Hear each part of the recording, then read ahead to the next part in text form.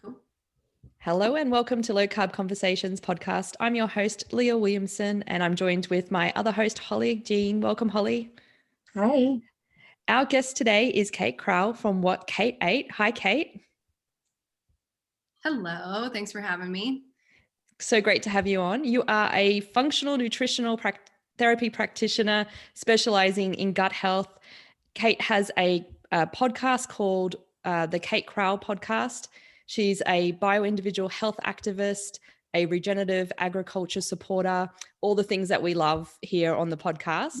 And last but not least, I had to include this one, and you have the cutest French bulldog, and we just love dogs. So welcome to the podcast, Cait. Yeah, well, thank you. Super grateful to be on. And Denali's actually like on this chair next to me, just snoozing. So if we hear snoring, it's coming from the podcast. So cute. I'm really excited to have you on. I've been Instagram stalking you for a while. That's how we find our greatest guests, I think, stalking each other. I really love your content. You have lots to share on there. You're very active. So I really suggest our listeners go and check out your Instagram page as well as your podcast to get to know you a little better. But I'd love for you to share with us a little bit more about your story, about your health journey and how you got to where you are now. Yeah. Well, thank you. Thanks for that little shout out. I appreciate it. But yeah, it's been a long journey, and to just kind of like, I'll try to put this all into a nutshell, but I grew up as a competitive gymnast, super high energy, super active, standard American diet, lots of processed foods. My mom cooked a lot, but it was a lot of like, ingredients that weren't super high quality. And, once you know better, you do better. And so all of that flipped when I was like in middle school. We switched to organic, and I was like, where are the Doritos? Where's the Oreos? Like, it was this big, big deal. But around that time, I randomly started having panic attacks. I had just like a generalized anxiety disorder that I got diagnosed with. And I just always remember being like, I didn't always feel this way. Why am I feeling this way? I also started manifesting a lot of digestive issues. And, as we know, as nutritional therapy practitioners, that gut-brain connection is so strong, and that central nervous system to the enteric nervous system, that's just like this 2-lane highway. So all of these things make sense to me now. But at the time I was like, what is happening? Like, everything was just going out the window. So I dealt with anxiety, panic attacks, digestive issues, through middle school, through high school, on and off. It wasn't super invasive, but it was definitely there. And then I hit a breaking point when I was in college. I started having like more consistent digestive issues and more generalized anxiety. And I started dating my now husband, and he was like, you should think about cutting out gluten. Like, gluten might be helpful to cut out. And I was like, whatever, what's that going to do? But he had been eating a much more cleaner diet than I had growing up. His mom was like, honestly, just as smart and educated as all three of us, but she's not a practitioner. She's just self-educated, but she's brilliant. And so she kind of had Stu, my husband, on this, a cleaner style diet, found out through genetic testing that they're all, really sensitive to gluten. And so Stu had not been eating gluten since he was 16. So when we met in college, he was like, it's going to change your life. You should do it. And this was before I got into holistic health. So I was like, I don't know what I think about that. So Stu definitely has like a very big role in my nutrition and my health journey. He just kind of helped open doors that I wasn't like familiar with or hadn't seen before. And so when I was hitting these walls and we were starting to date and I was starting to ask all these questions, at the same time, I did what I knew best, and I ended up going to some doctors. I went to a gastroenterologist. I got an upper GI endoscopy and colonoscopy, and was told that I had gastritis, which is inflammation of the stomach lining. I had some benign non-cancerous polyps growing in my esophagus and in my stomach. And aside from that, everything else came back, completely normal. And I was like, okay, something's definitely going on here. And I got diagnosed with IBS as well. And I remember thinking like, what's causing the inflammation in the stomach? Like, why do I have that in the first place? Why do I have IBS? Like, IBS as a diagnosis to me, even in college, I was like, this doesn't say anything. You're just telling me that my bowels are irritable. Like, why the hell are they irritable? This doesn't make any sense. And so as I started like chatting with Stu more, digging into things more, I also declared my major in global public health and minored in nutrition. And so global public health looks at the health of populations in developing countries. It's really focused on simple global life-saving solutions. So while I was going through school, while I was like healing myself, learning all these new things, these two things of like nutrition and global health really just like solidified my passion and my love long term for nutrition as a means for prevention, for reversing illness. And I got to experience that personally myself through my own health journey. And then I got to see this internationally in acute settings at a research hospital in Bangladesh that I worked at for a summer when I was 20. So I ended up in this time going to a nutritional therapy practitioner, which at the time I had no idea what that was. I was like, it was the wife of the chiropractor that I was going to at the time, and she knew about nutrition. And I was like, I will do anything and everything to just feel better because my digestion was starting to take over my life. I was noticing my anxiety was getting worse. Mixed with that, I was super confused on what was going on. And I was getting these like flares almost. And so, yeah, she taught me everything that we all know now as NTPs. She was the first person that introduced me to like a paleo ancestral style diet. She introduced some high quality whole food based supplements from Standard Process. And within probably about 3 months, I noticed a massive shift in my health and in my energy and in my mood and in my digestive system. And I was like, oh my God, this is fascinating. Like I thought holistic health was a bunch of bullshit before that. And I just thought it was like woo woo crap. And I was like, holy crap. So it worked. It worked really well. And, there's always things to continue to chip away and work at, but I was just completely amazed at how much better I felt.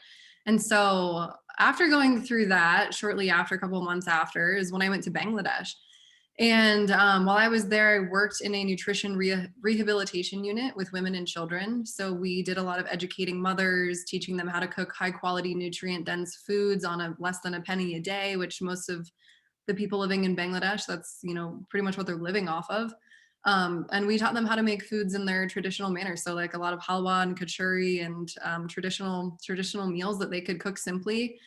And I did some case studies on small children looking at their growth charts because we'd get a lot of children that came in with like kwashiorkor, vitamin D deficiencies, malnutrition, stunted growth. And so through the NRU program, we were, essentially just rehabilitating these children, educating these mothers. And then, in global public health, the education of the mother is so important because women really do a lot of the education, the teaching, the cooking, they're really the backbone. I mean, I would say the same in developing countries, but there's a huge focus on the health of populations and starting with women in a lot of developing countries. So I got to just experience the effects that nutrition have in more of an acute setting in Bangladesh, and then having my more like chronic experience just really made me realize like, oh my gosh, nutrition is just unbelievably powerful in addressing things on all sides of the spectrum. And what we eat really does matter, and how our body digests and absorbs things really does matter. And it sets the tone for so many other things in our bodies and the way that we go through and experience life. So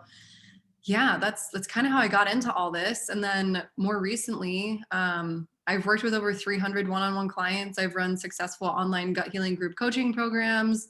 I just launched the podcast this year. That's something that's been like a passion project on the back burner for a while now. So it's been a blast to just, like what you guys are doing, bring on some interesting and fun people and share their knowledge and information. So that's been super fun.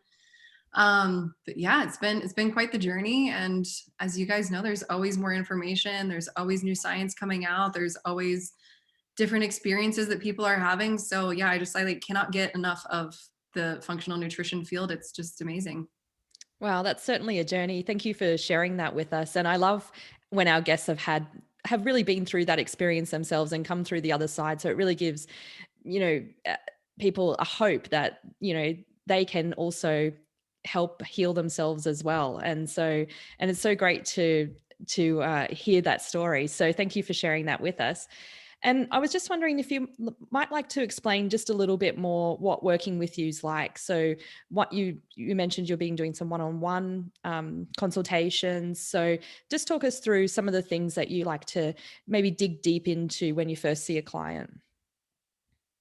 Yeah. So the client process, the system is essentially set up the same, but the process looks different for everybody. And I've never written the same protocol once through, over 300 clients. Like everyone's bio individual, everybody's body has a different story, has been through different things, processes things differently. So we keep that in mind as we're putting protocols together and working with people.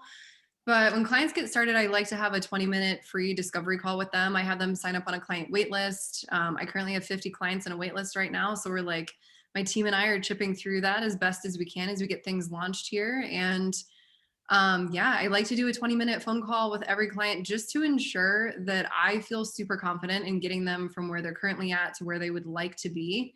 And if I'm not that person, I have no problem referring them out or helping them find a functional practitioner in their area that might do a better job than I can, or, it just really depends case to case on what clients are dealing with. But being in this field and in this work, like it literally has nothing to do with me and everything to do with the client and how they're going to be healing and what process they're going to go through. So in that 20-minute consult, I really like to get a better idea of what it is that they're currently going through, how long they've been going through it, what their goals are, and give them an opportunity to ask me as many questions as they have.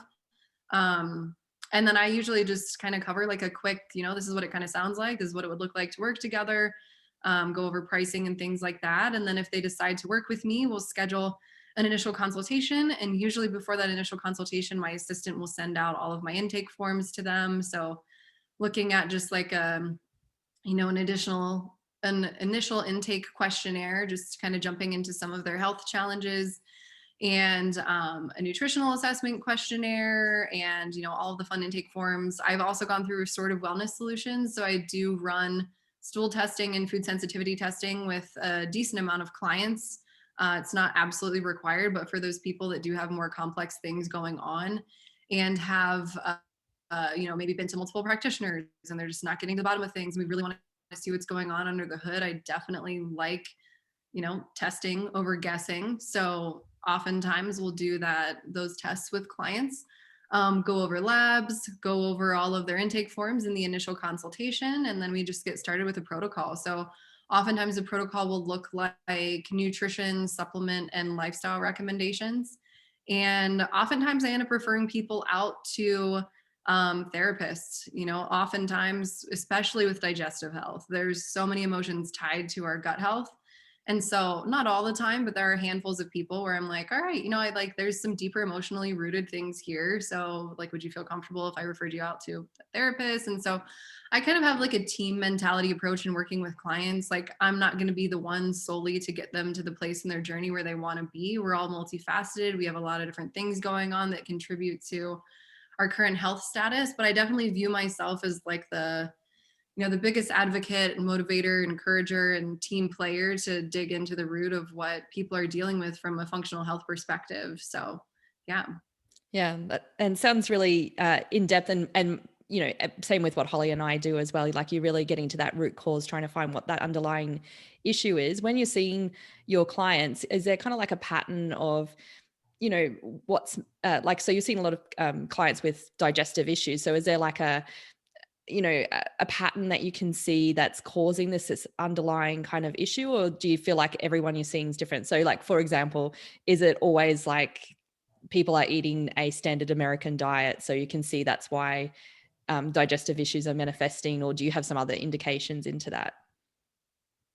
Yeah. So for me, the clients that I get, I usually end up getting people who are like already pretty well educated. They've been reading things on their own. They're already self-motivated. And so I end up getting a lot of people who are just like hitting walls where they're like, okay, I've been eating paleo for, a year now and I'm still dealing with these issues, or I've tried this diet and that diet and it's just still not working.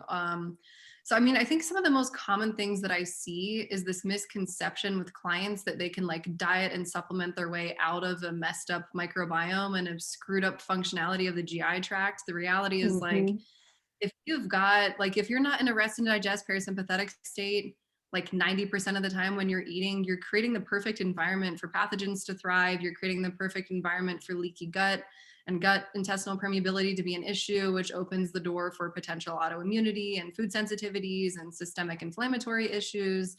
So I think like just the basic understanding of how the digestive system works and how we're created as humans to exist, and the fact that like the modern world completely goes against the grain of what we're created to be thriving in from an environmental perspective is super important. So that's a really common thing that I see, is just like the constant state of the cortisol drip of being stuck in a fight or flight state, because that's what modern life kind of asks of our bodies, and the disconnect of understanding where that's coming from.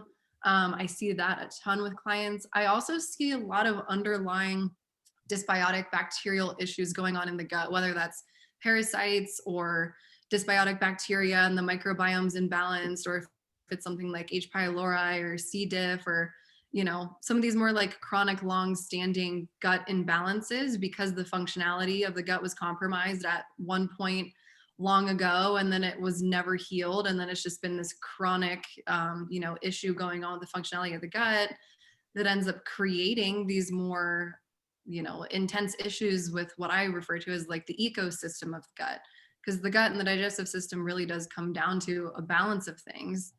And it's just like any other ecosystem. If you tip the scales, there's going to be an issue. And if you're not, setting things up properly, there's going to be long-term chronic issues. So I get a lot of clients that are in their 20s and 30s and they're like, oh my gosh, I used to be able to eat this way, and now all of a sudden I can't eat these things. And it's like, okay, but you used to be able to, and now you can't. So this is definitely a functionality issue. This is definitely, an environmental issue going on in the gut, the balance of the ecosystem that we have going on. So those are probably the most common things that I see. That's like very general, just like blanket statement. But yeah, I mean, these underlying root issues of like pathogens, imbalances, poor functionality, and just not being in the correct nervous system state while we're eating. Like those are definitely the biggest things that I see. Yeah, definitely. And yeah, it's such big ones. And what about hydration though? I think hydration will probably be included in there. Lots of chronic dehydration happening around. So Holly's got an article that we're going to draw into now. I just wanted to have a side note there. You studied in 2016, which was the same year I did with the Nutritional Therapy Association. We had a book on the book list called The Body's Many Cries for Water. Do you remember that book at all? It was basically like, have you got a problem? Water will solve it. So Holly's just picked up that book and I was like, get ready for the ride. Water can solve everything. Yeah, You said true. that. The way you said that, Leah, it made me think of that Ice Ice Baby song. If you got a problem, water will solve it. Changing it. My favorite song. Yeah, so this article is titled How Chronic Dehydration Impacts Health and Wellness. And just to summarize the article for our listeners who have not read it yet, it basically says it's supposed to be common knowledge that dehydration is bad and that we drink fluids to avoid becoming dehydrated. But that doesn't mean that everyone exactly knows how to hydrate properly and how often to hydrate. Some of the reasons for dehydration that the article lists are you're just not thirsty, and so you don't drink, too busy to drink water. Some people are working all day and don't have time to stay properly hydrated. Some people choose alternative beverages when they're thirsty. Instead of drinking water, maybe they reach for soda or tea or coffee. And then another reason was sometimes people just prefer alcohol, which would also be an alternative beverage, I guess. Cait, I know this is a topic you've actually recently shared about, I think. Why don't you share a little bit with us about why hydration is so important? I mean, everyone knows that hydration is important, but maybe we don't fully understand just how important it is. Yeah, absolutely. So yeah, this is something that I kind of just consistently talk about all the time on Instagram, all with clients. Like I think you guys probably aware of this too. It's like the easiest client win. Most people are dehydrated and they don't really realize it. They have all these health issues and they're like, why is this happening? From constipation to headaches to dizziness to God knows what. Like hydration is one of those easiest things to throw in that might, move the needle in the right direction a decent amount. I've had some clients where that's like a huge missing piece. And I have some clients where it's like, yeah, it's going to move the needle a little bit, but it's not the full picture. So when it comes to hydration, and the biggest, most important pieces is that like water is not just, quote unquote, good for you. water is necessary because we've got, 70% of our body is made out of water, and it's an essential nutrient, meaning our bodies don't create water simultaneously by themselves. We have to consume it every single day and replenish those stores in order for everything to function properly. So we have interstitial fluid in between all of our joints, our synovial fluid, all through our body, and it all requires proper hydration in order for our bodies to literally move and function properly. We also have water that is in the body that's, flushing out toxins and encouraging proper cell to cell communication and doing all sorts of things. So it's not just like, ooh, water is good, you should drink it. Like, it's literally an essential nutrient for the body to function optimally. And if we're dehydrated and we're not getting that on a consistent basis, like, you can pretty much guarantee yourself that you're going to be a little more tired, a little bit more tight. Maybe your joints are a little more sore as you're getting older. Maybe your brain's not as quick. Maybe, like all of these different things. And so it's extremely important. Yeah, and you're so right. That is probably one of the easiest client wins. And I remember I had a client one time and she had like major joint pain and she thought she was getting arthritis and she was complaining, I'm too young for this. I shouldn't be having arthritis already. And as soon as we increased her water intake, her joints didn't hurt anymore. Like, amazing. I like this one point in the article here. It said, most people do understand that, yes, we need to drink water to replenish, like when we're sweating or working out. It's like, I just had a hard workout, I need to drink some water.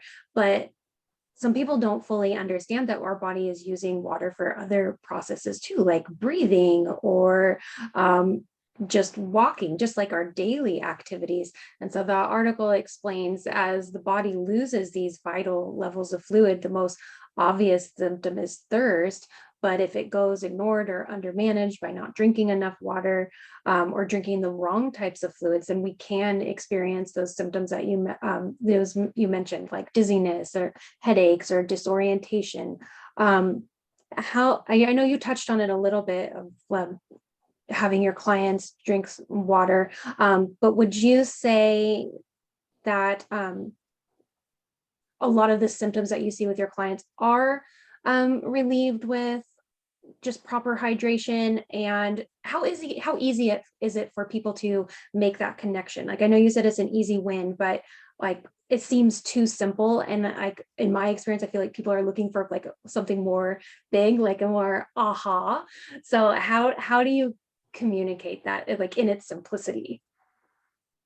Yeah. I mean, I usually go over like the functionality of water in the body, like we're talking about right now with people, because I definitely feel as a practitioner that the educational piece is one of the biggest things that's going to increase the self-efficacy of a client. Or like, self-efficacy is the client's ability to believe in their personal ability to be feeling better. And so I think if we can educate people so that they can understand, like, not just do this because I said so because it's good, but do this because here's why, and here's what you can expect to feel. And not only do they know that, but then they go do it and then they experience it, then they're going to be like, oh my gosh, okay, this is a huge piece. And when it comes to, like, is water solving every problem that my clients have? Like, definitely not, but it's absolutely one of those very beginning, like, foundational pieces that I start with everyone. And so my approach as a practitioner is not like, 0 to 100 real quick, and we're just going to go from like, okay, you're eating, I don't know, standard American diet, and now I'm going to throw you into paleo, and then you're going to take all these supplements, and like, hopefully you can afford all of it. But it's usually like, we're working as a team together. And I usually just start out with foundational pieces of making some small changes that are going to have a big impact, and just, again, focusing on their self-efficacy at the beginning. Because if we can like get them to a place where they're not just learning things, but they're implementing things, they're creating new habits, and we're going through these health behavior stages, and they're feeling good about it. And water for me is one of those big things, and hydration is a big thing in those beginning foundational stages with clients, where like, we need to kind of hit some of these small wins and just get your body back in a higher quality of functioning from a foundational perspective before we jump into more complex systemic issues that might be going on. So I definitely, I tell my clients, like, if you don't notice positive incremental change within the first 2 to 4 weeks of us working together, like, I'm doing something wrong and we're missing something. And 9 times out of 10, water and proper hydration is a huge piece of that. Yeah. What are your best tips for people who just don't like the taste of water, or are that person who's just too busy and they can't remember to drink water, or it's just not something that's a normal part of their routine? And so adding hydration into their day is more of a challenge because it's more foreign. Like, what are your best tips for helping people increase their hydration?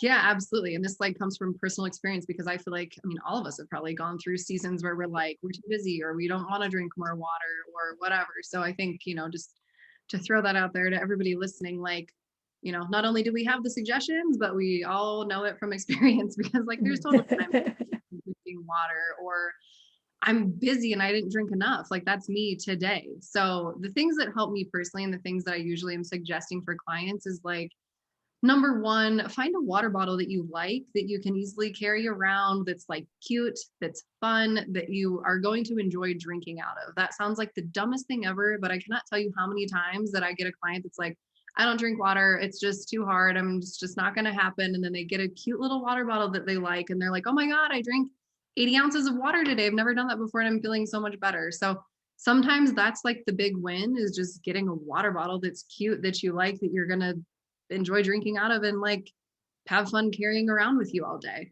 So I think that's the biggest thing. For me personally, we have big 32-ounce Weck jars and mason jars in our house. We also have like normal size glasses, but every morning, that is the first thing that I do. I wake up, I go over, we have a Berkey water filter, but I fill up full 32 ounces of Berkey water into my jar. And I know that I need to drink like 3 to 4 of those a day. And so I keep it around. I have mine, my husband has his, and that's like my main source of making sure I get enough water in a day.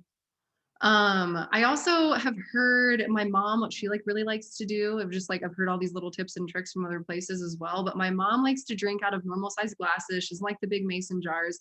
So she has a big pitcher of water that's like exactly the amount of water that she needs in a day. She'll set that out on the counter. She's got a glass next to it, and she knows that she needs to fill that pitcher into the little glasses and drink that amount of water in a day. So, those are some of my best tips and tricks for like just getting water in your system. It's just like anything, like you've got to create a new habit, and sometimes that's challenging. And generally speaking, when it comes to creating new habits, I think that habit stacking is a really great way to implement something new. So what that is, for those listening that might not be familiar with this concept, is like, every morning I wake up and I come into the kitchen and I open the fridge and I want to make breakfast. So I know I'm going to be waking up and coming into the kitchen. I know I'm going to be making breakfast. So it's really easy for me, since that's already in action and I'm right next to the water, it's really easy for me to habit stack a new habit on top of an already existing habit.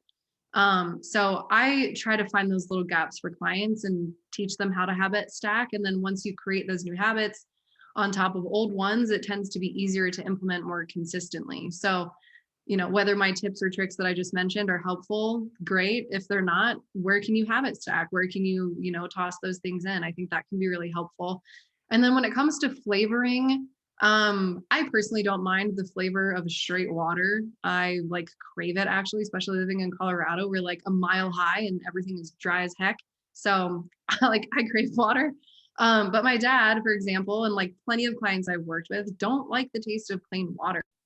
So something, and I know we're going to talk about electrolytes probably at some point with all of this, but adding a sea salt to your water can change the taste of your water a decent amount. Most people notice that they enjoy it more. Our bodies need minerals to thrive. We need electrolytes to thrive. We need electrolytes to properly hydrate. And so sometimes even just a pinch of mineral salt can be really beneficial to the flavor of water. And actually, I've seen this with clients where they actually like enjoy their water more. And again, this is a pinch in a huge glass. You're not like drinking salt water straight from the ocean. It's a very different type of flavor. I also really enjoy Ultima. Replenisher is a electrolyte company. It comes in like little pouches, little scoops. And that's a great way to just get more flavor into your water and also get electrolytes. So I think that can be an awesome option. Also just adding like fresh fruit juice, lemon juice, orange juice, lime juice. There's like so many different water bottles that have infusers in them now. I mean, I'm absolutely sensitive to the fact that creating new habits are challenging, but there's times where like I'm working with clients and they're like, well, I don't like this and well, I can't do that and I can. And it's like, okay, well, there's a solution around any of these things. Like we can all have excuses against anything that we're doing. And, there's a way around it if you care enough. And so those are some of my most like simple tips and tricks and most common that I end up using with clients, but there's a million more. But I always just encourage people to find your own way that you're going to enjoy your water the most, or the way that you can habit stack the easiest and create a new habit. So yeah, it's definitely bio individual. Yeah, I like that, the habit stacking. And with the water bottles, I have some women buy shoes, I buy water bottles. But my Yeah, it's kids, a real my thing. kids always lose them. I feel like every time I buy one that I love, my kid leaves it at the park or somewhere. I don't know. That's probably why I buy so many.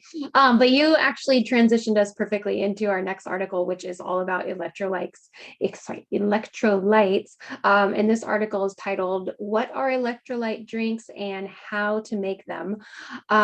The term electrolyte refers to the fact that electrolytes are substances with an electrical charge. Many bodily functions rely on a small electric current, which electrolytes provide. And so most people can maintain a healthy electrolyte balance with diet and food and drinks that are richer in electrolytes, but other people, like maybe athletes or people who are ill or dehydrated, they might need a little extra boost with the electrolytes there. And many beverages, including drinks that people can make at home, are rich in electrolytes. So this article discusses what electrolytes are, beverages high in electrolytes, and it also suggests some recipes for making your own at home if you don't want to buy some. Since you already started talking about electrolytes a little bit, Cait, do you want to talk a little bit more about why they're important in hydration and what electrolytes add to our body in terms of just water? Yeah, absolutely. So electrolytes, like you mentioned, they're, the most common ones are sodium, magnesium, and potassium.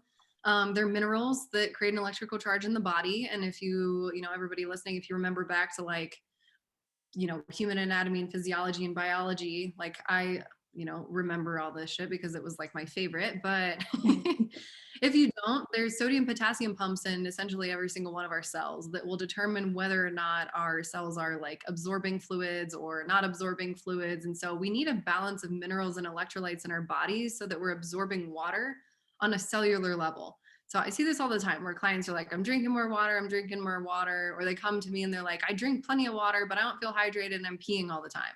9 times out of 10, this is an electrolyte issue or a mineral imbalance issue with people, where they're just, they don't have that correct electrical, mineral imbalance going on in the body where like, yes, they're hydrating and drinking water, but their cells on a cellular level are not absorbing and assimilating the water through the body in a way that's going to be, most optimal and most efficient in the way that the body needs to be utilizing water. So there's like so many different ways to implement electrolytes, which I'm sure we'll jump into next. But yeah, that's usually the way that I describe it to clients is like, don't forget about the sodium potassium pumps that we learned that every cell has. And like hydration is not just about pounding water, but it's about noticing how you feel, making sure that you are hydrated, and making sure that you're not just, water in, water straight back out. We want to hydrate on a cellular level. Yeah, that's a good way to explain it. That makes sense. I can see a client being able to have that light bulb moment. It was like, oh, okay, I get that. So you touched on a little bit about maybe if you're drinking a lot of water and going to the bathroom a lot, but still feeling like you're not properly hydrated. Like, what are some other signs that someone, or what are your clues that someone might have an electrolyte imbalance, or they're not getting enough, or the water's just not doing what it's supposed to be doing? Yeah, I mean, honestly, it's similar to dehydration symptoms that we just talked about: headaches, dizziness, tiredness, fatigue, moodiness. Like our brain uses a crap ton of water. And again, like neuron to neuron connections and cell to cell communications are a huge role in what water has in our bodies. And so if we're dehydrated, our brain's not going to function super well cognitively. So I see a lot of like, brain fog, dizziness, all of the same signs and symptoms as dehydration itself, because that's essentially what's going on. Just because you're drinking a ton of water, if you're flushing it all out, you're still going to have dehydration symptoms as well.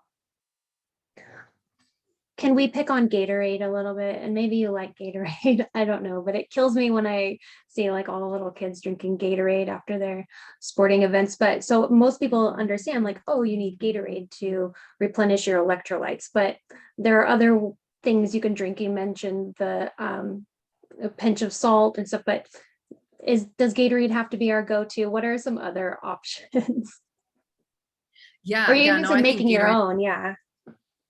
Yeah, yeah. I mean, I think Gatorade is a bunch of trash too, and I grew up drinking it. That's like, you when you know better, you do better. But that's what I grew up drinking and consuming. And the reality is, Gatorade is not like, the idea of it is not terrible. Like, we need electrolytes, we need to replenish, especially if we're athletes. If we're running around, we're sweating a ton, we're losing electrolytes. So the concept there is great. It's all going in the right direction. But the reality is, the issue lies in the ingredients, just like everything in nutrition. Nutrient density is always going to reign king. And we're either contributing to our nutrient stores and replenishing the body, or we're consuming things that are depleting our nutrient stores and, taking us further away from optimal health. And so when it comes to Gatorade, if we think about the ingredients, and I don't have the list in front of me, but I just, from memory, like, most Gatorade has food colorings in them, synthetic chemical food colorings like yellow #5 and blue #2, like those icy blue colors and hot pink and reds. Like, they're not natural.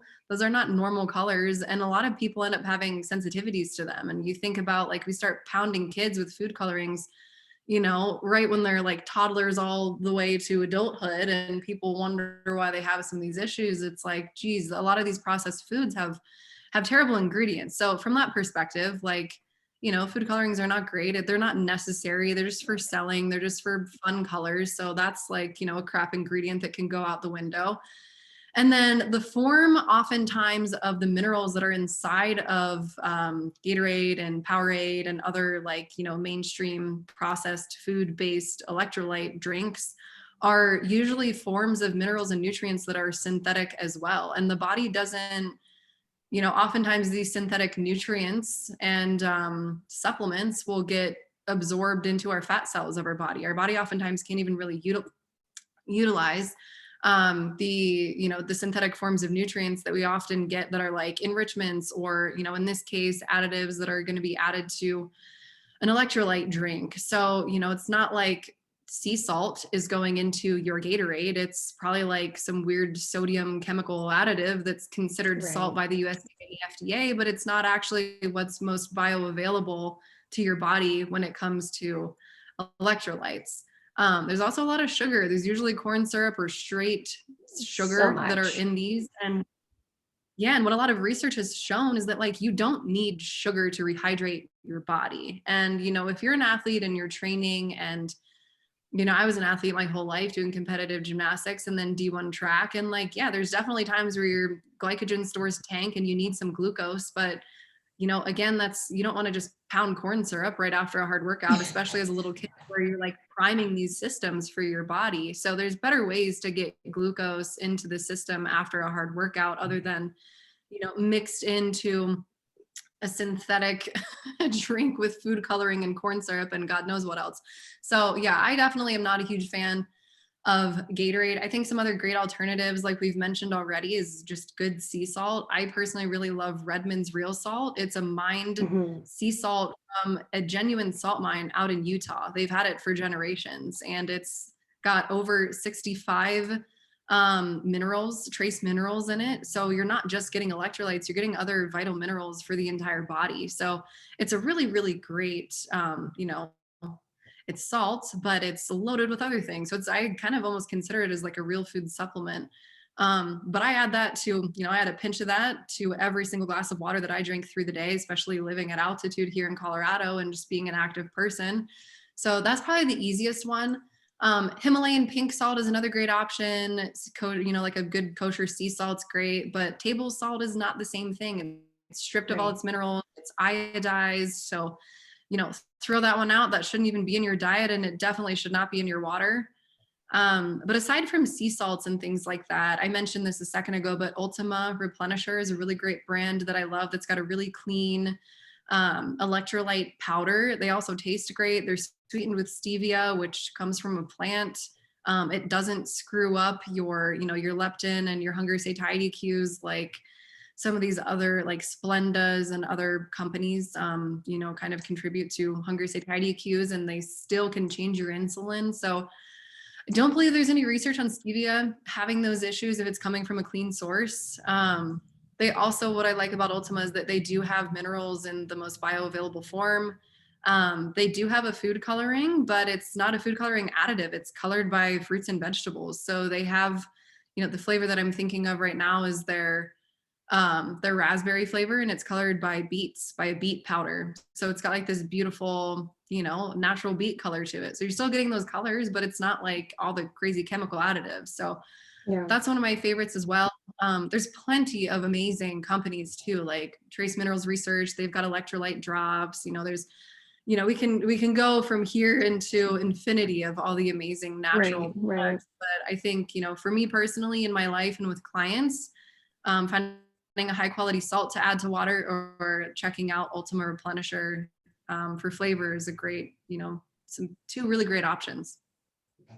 So I can always spot another NTP or nutrition nerd when I'm out and someone pulls sea salt from their bag and puts it in their water, doesn't use the table salt, and is like, I got you.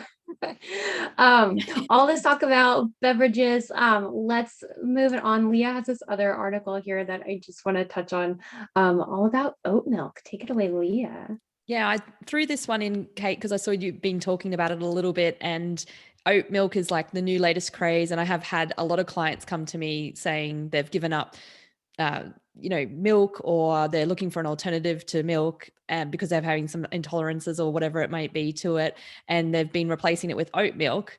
So I just wanted to get your thoughts around oat milk as an alternative, and what maybe if there's some problems around it, or if maybe you might even think there might be some benefits to it. So I'll let you take that one. Yeah, great question. And this is super popular. I have a blog post on this. I did some social media posts on this just because it is so popular, and I get a lot of questions about this. But, oat milk in and of itself, this is like everything that we're about to jump into. This is like the standard of the food industry. Like, these foods in and of themselves are not bad. It's like what is done in the processing and the ingredients that makes them terrible. So, like, just to preface this, oat milk is not bad. It's not as nutrient dense as regular milk. You're not going to get all the like natural vitamin D and calcium and everything that's in like a raw, whole milk, or just whole milk in general, even if it's pasteurized. Like, it's way more nutrient dense. And for some people, milk is not great and they're lactose intolerant, so it's unhealthy for them. And so they do want alternatives. But for people who can tolerate lactose, like, I think milk is a great option. It's a nutrient dense food. But when it comes to oat milk and all of these different milk alternatives, the issue at hand is that we're trying to take this like traditional natural substance from a cow that's like milky, it's got fat, it's got nutrients, it tastes really good, it's got lactose, which is a form of sugar, it's like all these things that we enjoy, it's creamy. And so we take that as the standard, and then we are converting like, nuts and oats and God knows what, and turning that into something that we're trying to get it to taste exactly like milk. So no matter what, you're going to be processing the heck out of something to get it, to take oats and try to get it to taste like cow's milk, the consistency of it, the flavor of it, the enjoyment of it, everything that's in there, the nutrients of it. And so what ends up happening is that, oat milk itself, if you make it at home, it's a pretty simple process. You blend up oats that have been soaked into some hot water, you strain it, and you've got this creamy like substance, and it's usually going to separate. Same with nut milks. If you make these at home and you set them in the fridge for a while, they're going to separate into, the pieces, the blended up pieces of the oats or the nuts, and then you're going to have water on top. And for a lot of people, that looks extremely unappetizing. So what these large companies and corporations do is they add emulsifiers and things that are going to keep these particles suspended. And oftentimes that's like a soy lecithin. 9 times out of 10, soy is genetically modified. A lot of people I've seen on MRT food sensitivity tests are super sensitive to soy lecithin or soy ingredients in general. So it's kind of like this unnecessary food additive to make something look better, make it look more like milk, make it have more of the consistency of milk. Sometimes soy lecithin's not in there, but you'll see like sunflower lecithin, or you'll see tapioca flour or carrageenan or God knows what. There's all these different additives to make, this consistency and to make it look a certain way. And then on top of that, what's missing from oats that nuts do have is a natural oil.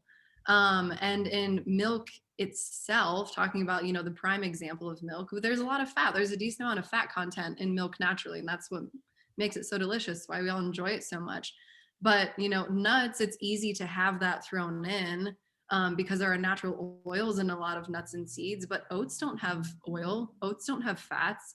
And so what we're seeing now most commonly that I think is the biggest issue with oat milk specifically is terrible seed oils that are thrown into this, like Oatly. I'm going to throw them under the bus. And that's what I did on my blog post, is that everyone's like, oh my God, Oatly's so great. It's the best. And they have beautiful marketing. They're an awesome company, but they have a ton of canola oil and they, rip it off as rapeseed oil. Rapeseed is canola oil. It's the same thing. It's a different name. So, canola oil is just absolutely terrible for our health. And I think we just have to keep that in mind, that if we're really trying to be more healthful, let's weigh the options. Let's look at the ingredients. Let's look at the research. And, 9 times out of 10, most canola oils, sorry, you might have to cut this little piece out. My husband just walked in. Is it okay if you go in the other room? Okay, thanks.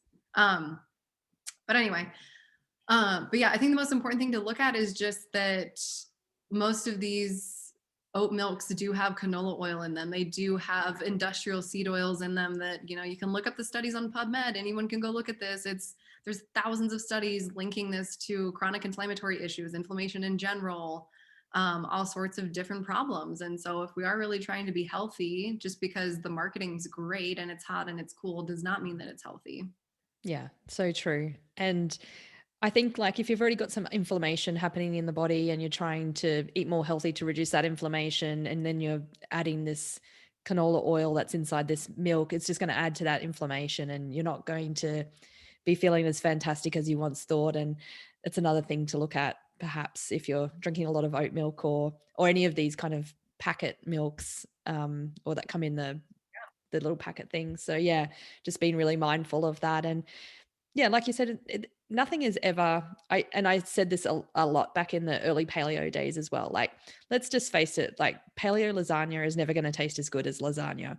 And we just need to accept that. Like, you make your choices. If you're going to eat it, enjoy it and love it. But let's face it, it's never going to taste the same if you modify it and don't add cheese to it and, all those kind of things. It's never going to be the same thing. So you just, find other things that taste just as great. So yeah.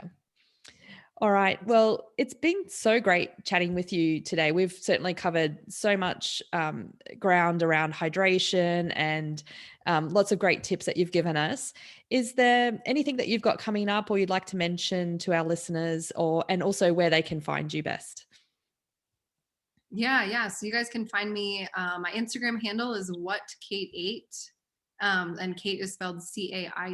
It's all one word. And then my website is just caitcrowell.com, and that's CaitCrowell.com.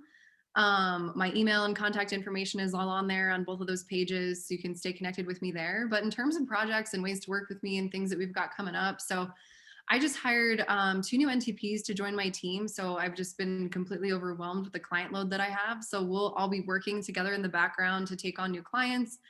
So I'm super excited about that. I also have an assistant working behind the scenes on systems and things like that. So the entire client process will be much more seamless. We'll be able to take on more people. So I am accepting more one-on-one clients. And if you'd love to work with me, there is a link on Instagram to hop on my client wait list. We'll go through that entire client process that you guys asked me about earlier in this podcast episode.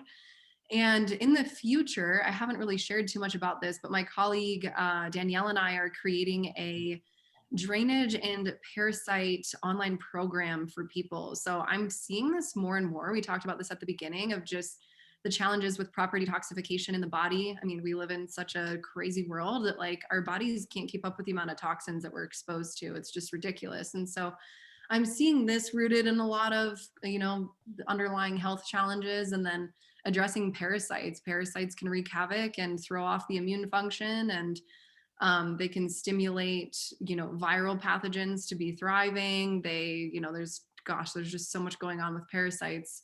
And so, yeah, Danielle and I are in the middle of working on putting a program together. It'll likely be a group program that we'll run a few times a year and do it in some groups and do testing, do blood testing, stool testing, all of the things, and just walk you guys through teaching you how to heal your own body, getting rid of parasites and opening up those drainage pathways. So keep an eye out for that. But yeah, and then in Denver, I've got a handful of local events going on. I'm calling them adult field trips. Love that. But one thing I'm really passionate about is bringing people alongside me in this health journey and just exposing them to some of the things that I've been so grateful to be exposed to that have kind of shaped the way that I go about living my life and making my own nutrition and health choices. And so we had an event about a month ago at a local restaurant that's like a high quality real food restaurant. We had people come in, they got to go into the back, learn how to cook simple recipes and cook high quality food that tastes really good. They all got to enjoy lunch together. I had a Q&A with everyone.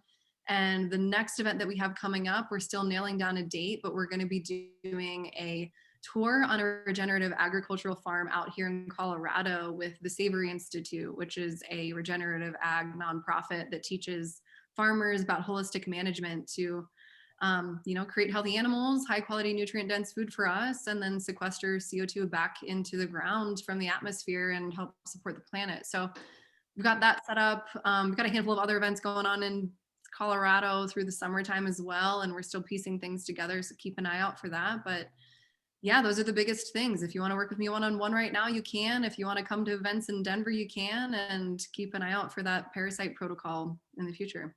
Sounds amazing. I'd like to come over to Denver just for that. Just shame we can't travel anymore. I had some great food when I was in Denver. So thank you so much. We'll link up all those links that you mentioned into the show notes so that our listeners can follow you there. And it's been great chatting to you. Thank you, Cait. Yeah. Thanks for having me. I appreciate it. It's great to chat and get to know you ladies a little bit better here too. Thank you so much. Thanks, Holly.